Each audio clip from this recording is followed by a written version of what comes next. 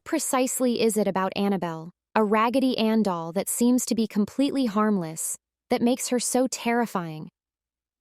The answer to this question is not so much the doll as it is the thing that has been linked to it under a demonic influence.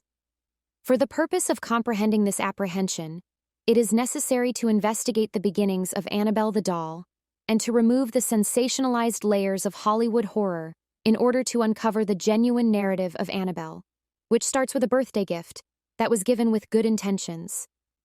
It was in the 1970s that an unremarkable doll was bought as a birthday gift for Annabelle. This is the beginning of the real tale of Annabelle. The doll was a present from the mother of a young nursing student to the new student.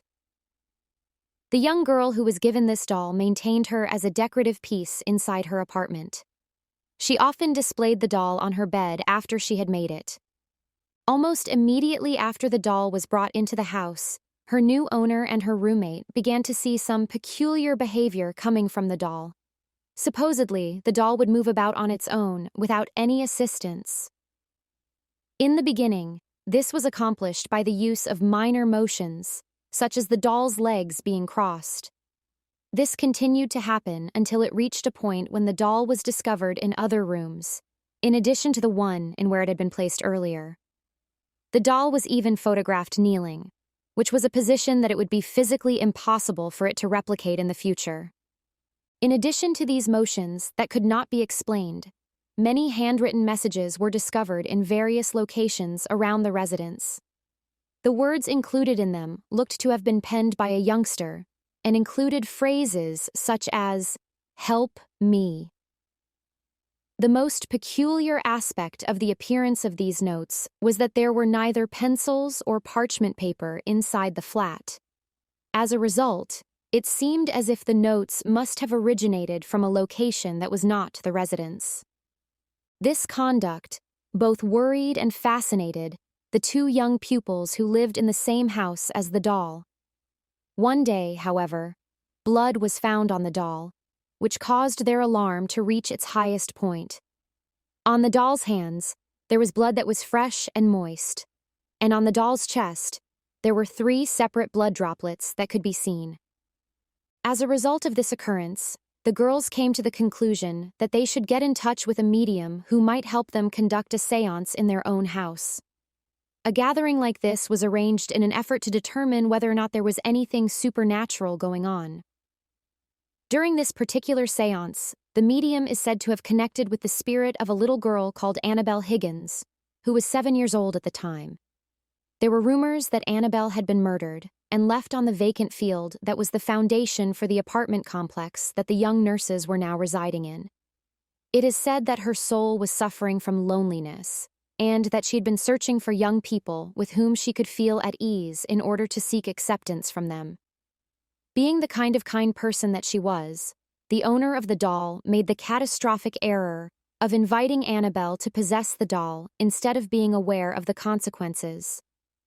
Following Annabelle's invitation to possess the doll and linger about, a series of occurrences that were both more peculiar and potentially deadly started to take place. After paying a visit to Annabelle and expressing worry about the peculiar behavior linked with the doll, a close male friend of the young nurse was going to be subjected to the wrath of Annabelle. The Annabelle doll was allegedly standing over him when he awoke one night when he was sleeping in the flat. He said that he had seen the doll. After asserting ownership of the doll, he proceeded to reach out towards his neck and begin strangling him till he experienced a loss of consciousness. When he awoke the next morning, he was so certain that this event was real that he might have really sworn it was a dream. He continued to spend time at the girl's apartment, despite the fact that he was terrified and bewildered at the time, until he was severely assaulted once again. Over the course of one evening, when he and one of the girls were making preparations for an approaching vacation, they were aware of a commotion emanating from the room that was vacant and contained Annabelle. They conducted an investigation into the room because they were suspecting that an intruder had entered the flat. There was no one else in the room, and the only object that looked out of place was the Annabelle doll, which seemed to have been flung onto the floor in a corner of the room. The individual entered the room with the intention of doing more research, but he was halted in his tracks as he neared the doll that was cursed.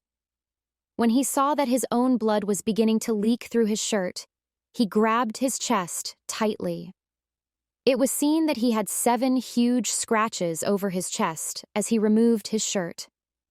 These were the markings that created the mark of the beast, which consisted of 3 vertical and 4 horizontal marks that resembled scratches and were burned into his flesh. There was a growing sense that Annabelle was being haunted by something that was a bit more dangerous than a missing little kid, and this young group of pals grew more anxious for answers and assistance. Following the occurrence of these distressing occurrences, the young girls who were living with Annabelle made the decision to seek assistance from the church. Immediately after the young women's presentation of their narrative, Ed and Lorraine Warren were requested to provide support to them. The Warrens were well-known demonologists who had a wealth of expertise in this area and had prior experience working on a large number of cases that were comparable to their own. They were able to ascertain that there was most certainly a bad demonic energy that had fooled these girls into accepting it into their house by appearing as the ghost of a kid who had done nothing wrong. Considering that the entity seemed to have no other objective save to obtain a human host for the purpose of possession, it is imperative that it be removed from the residence. The Warrens provided assistance to the young pupils in order to get their house sanctified and to remove the Annabelle doll that was causing them problems.